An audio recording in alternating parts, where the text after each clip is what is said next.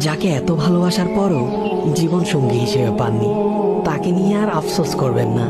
কাউকে ভালোবেসে বিয়ে করলেই ভবিষ্যতে সুখী হতে পারবেন, তার কি গ্যারান্টি?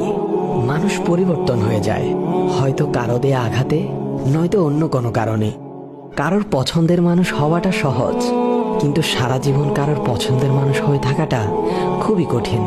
তাই আপনার মহান রব যাকে আপনার জীবনসঙ্গী হিসেবে পছন্দ করেছেন, তার প্রতি সন্তুষ্ট থাকুন।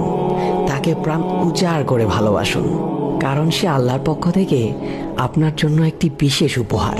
আর যাকে হারিয়েছেন, তাকে আপনি পছন্দ করলেও হয়তো আপনার রব পছন্দ করেননি।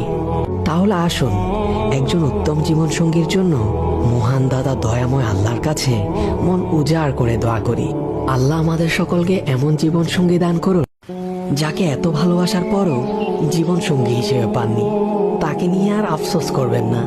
কাউকে ভালোবেসে বিয়ে করলেই ভবিষ্যতে সুখী হতে পারবেন, তার কি গ্যারান্টি? মানুষ পরিবর্তন হয়ে যায়, হয়তো কারো দেয়া আঘাতে, নয়তো অন্য কোনো কারণে। কারোর পছন্দের মানুষ হওয়াটা সহজ, কিন্তু সারা জীবন কারোর পছন্দের মানুষ হয়ে থাকাটা খুবই কঠিন।